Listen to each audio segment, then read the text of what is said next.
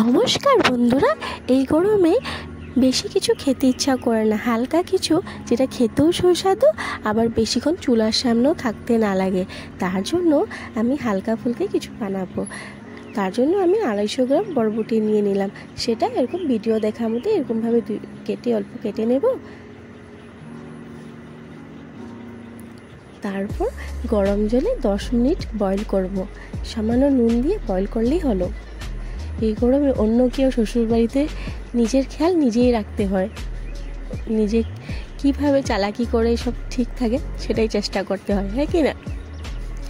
আচ্ছা বাদ দেন, সেটা বয়েল করে সেরকমভাবে বের করে নেব। বের করে জল ঝরার জন্য একটা পাত্রে রেখে দেবেন।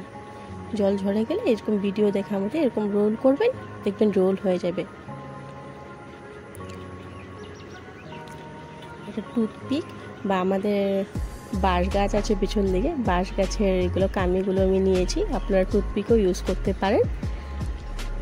সেগুলো আস্তে আস্তে একদম হালকা হাতে এরকম করে ভিডিও দেখার মতো এরকম করে আস্তে আস্তে করে এক সাইডে ঢুকিয়ে আরামসে ইজিলি বের হয়ে যাবে।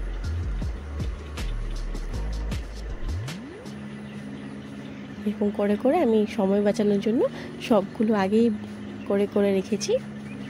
এরকম করে আর তারপর একটা বাউল নিয়ে নিলাম। বাউলে ঘোল রেডি করব। সেখানে নিলাম 2 টেবিল চামচ বেসন, হলুদ আর সামান্য নুন। নুনটা আপনারা দেখে নেবেন কে কতটুকু টেস্ট বুঝে খান। আর এখানে কালো জিরা দিতে পারেন, আপনারা যেরকম ইচ্ছে সেরকম দিতে পারেন। আমি এখানে ডিম দিয়েও করতে পারেন জিনিসটা, সেটাও ভালো লাগে, কিন্তু সেদিনকে আমাদের নিরামিষ ছিল, মঙ্গলবার, তার জন্য আমি ডিম ইউজ করিনি।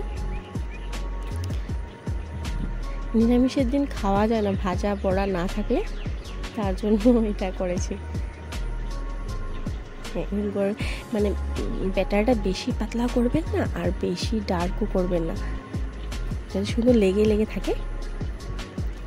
এখানে আপনারা চাইলে অন্য মশলাও একসাথে ব্যাটারটাতে দিতে পারেন, যেরকম কস্তুরি মেথি বা অরিগেনো আরও যেটা থাকে। আমার যেহেতু ঘরোয়া রান্না তাই বেশি মশলা ইউজ করি না আমি। ধন্যবাদ।